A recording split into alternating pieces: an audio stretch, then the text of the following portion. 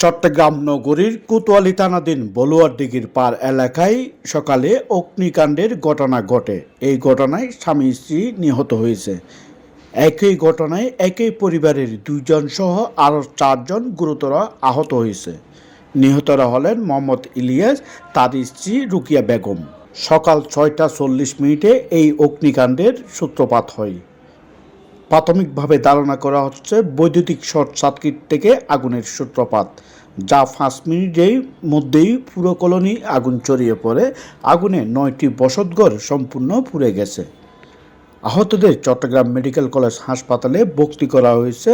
হাসপাতাল সূত্রে জানা যায় তাদের অবস্থাও আশঙ্কাজনক। খবর পেয়ে ফায়ার সার্ভিসের 4টি ইউনিট প্রায় 1.5 ঘন্টা চেষ্টায় আগুন নিয়ন্ত্রণে আনে। এই বিষয়ে ফায়ার সার্ভিসের এক কর্মকর্তা জানান, আগুনের সঠিক কারণ জানতে তদন্ত চলছে।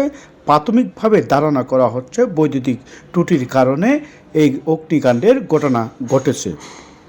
কারেন্টের বোর্ডে লাগছে সবার সময় সুপটি খুলছি আর আগুন কোনো মতো দরজা ঠেললে মিললে জামাই লইয়া ফোলা লইয়া বাড়িছি।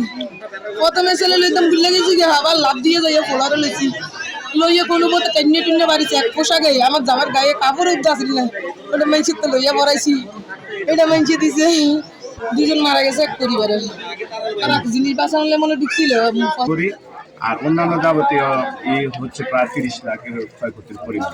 এরকম আমরা যারা ক্ষতিগ্রস্ত দেখি তাদের ডিটেলস বা তাদের জবানবন্দিতে যা আছে সেটা আমরা পেয়ে লিখছি। আর বাকিগুলো আমরা আরো খুঁজে দেখবো আর কি পরিমাণ ক্ষয়ক্ষতির পরিমাণ আছে। আর যেহেতু ক্ষয়ক্ষতি আরো সংখ্যা আছে, সবাই এখানে নাই, সেই ক্ষেত্রে ওদের থেকে ডিটেলসটা নিয়ে আমরা জানাতে পারবো পরবর্তী বিষয়। রাজবাড়ি স্বর্ণ 10 লক্ষ টাকা আর 30 লাখ টাকা সম্পত্তি, হ্যাঁ, যাবতীয় মালামালগুলি পুড়ে গেছে। আর বাকিগুলি আমরা খুঁজে নিয়ে ডিটেলসটা জানাতে পারবো। আপনার পুরো নামটা?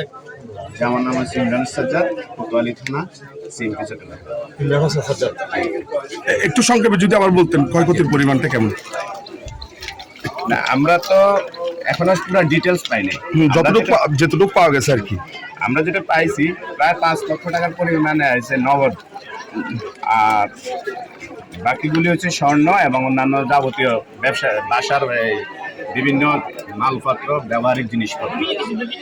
টোটালগুলি আমরা আরো খুঁজে দেখবে কি পরিমাণ দিয়েছি।